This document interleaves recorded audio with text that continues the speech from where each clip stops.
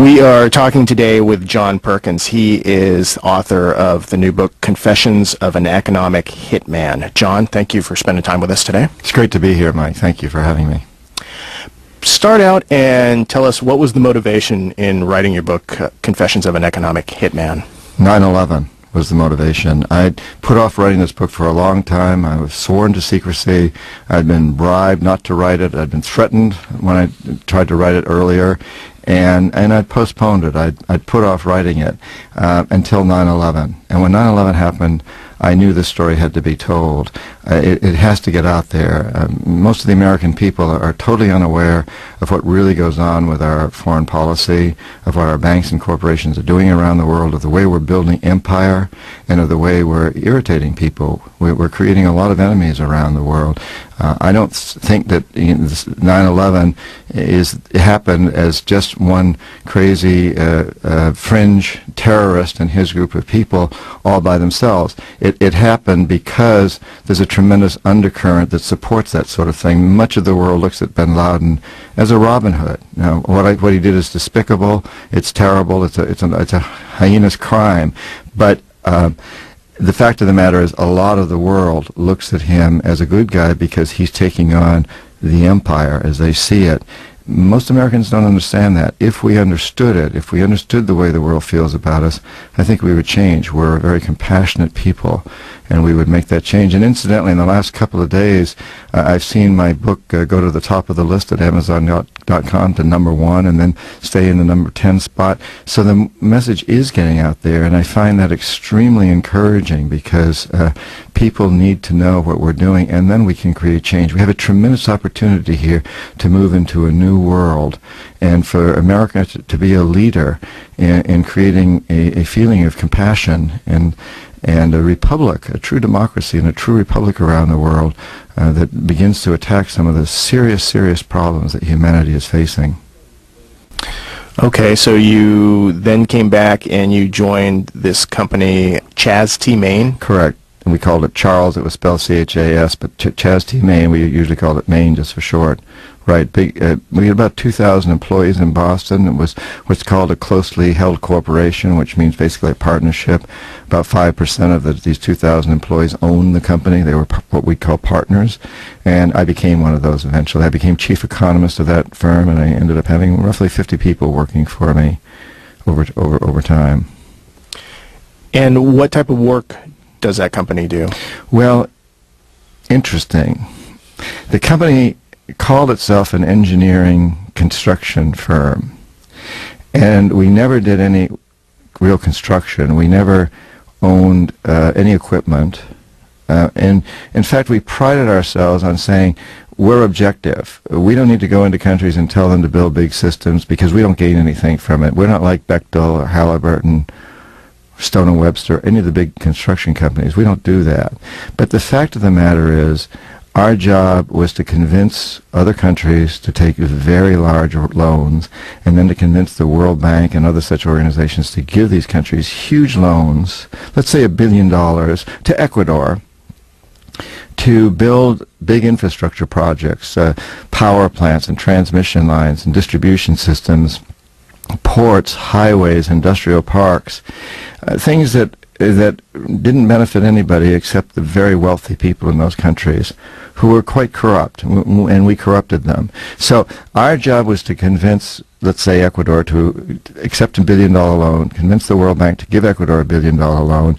90% of that $1 billion would come back to the United States to pay for Halliburton, Bechtel, these kinds of, or these types of companies to build the infrastructure, and then which would only serve the wealthiest people in those countries, and then the country would be stuck with this huge debt, which over time would continue to be refinanced and get larger and larger and larger, so that in fact today Ecuador owes more than 50% of its national budget just to pay down its debt service, which means there's very little money left to go to pay for the education or health services for the poor people, who are the ones who suffered from these projects. It was their rivers that were destroyed as we built hydroelectric plants.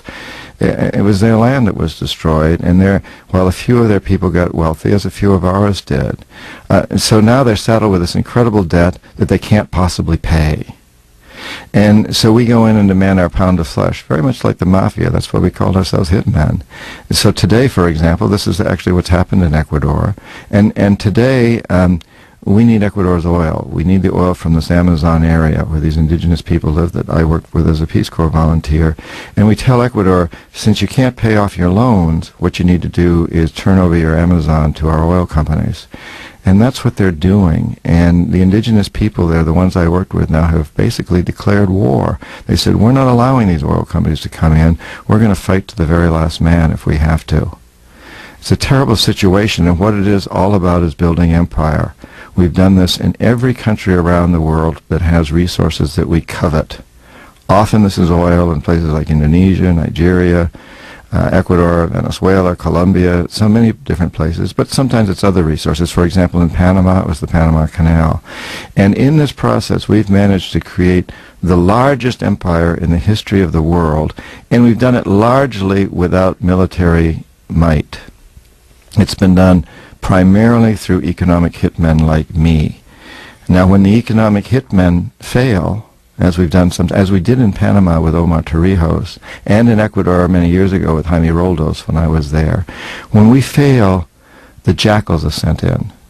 And these are CIA-sanctioned troublemakers. They will try to foment coups in a country. They'll try to overthrow the president.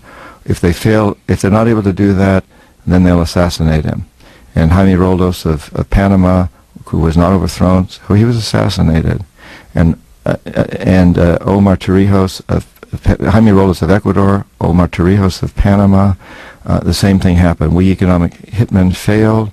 The jackals went in and assassinated these presidents. It happened with Allende in Chile, Arbenz in Guatemala. It's part of what Vietnam was about. And when the jackals fail and the economic hitmen both fail, as in Iraq, the final step is for us to send in our young men and women to die and to kill. And that's what we're doing in Iraq today. So tell us about your first assignment in Indonesia. Yes, I was sent to Indonesia as part of a team of 11 men who were there to design an electrical system for Java, the island of Java, which was the most heavily populated piece of real estate in the world at the time. Now, the reason we were going to Indonesia, this is in the early 70s, it was pretty obvious by then that Vietnam was going to fall. And the theory was the domino theory, that if Vietnam fell, then the rest of the Southeast Asian countries would fall too, and we had to stop that. We were losing in Vietnam. We had to figure out a different way, not the military solution. And Indonesia was seen as the key to this. Indonesia had a lot of oil, so that was important. It had a huge population of people. It was a very populated country, and it had the largest population of Muslims of any country in the world. And so there were many good reasons for us to go into Indonesia. So we went into Indonesia and did this study and did projections showing that if they built up their electrical system, if they took a huge loan from the Asian Development Bank and the World Bank and built up their electrical system, their economy would boom over the next 2 decades. And we arranged for the loan from the banks, and basically what we were doing was bringing Indonesia into our realm. We were saddling them with huge debts. We were going to use our own companies, and we did, to build these systems. So the money, we arranged for the World Bank to make a loan to Indonesia. The money came to our corporations in the United States. Indonesia ended up with all this amazing debt. Now, I should say, Mike, that I was the only person on that 11-man team that knew the subtleties of what we were doing. I was the only economic hitman. I was the economist. I was the one who did all the forecasts. I was the one to arrange the loans. That all fell on me. The other men on that team were designing power plants, were designing the highways and ports to bring the fuels in to fuel the power plants, designing transmission lines, distribution systems, that sort of work. And throughout the industry, when I talk about these other companies, the Bechtels, the Halliburtons, the Stone & Websters, the Charles T. Mains, and the World Bank, I want to make it very clear that the majority of the people working for those organizations are not economic hitmen.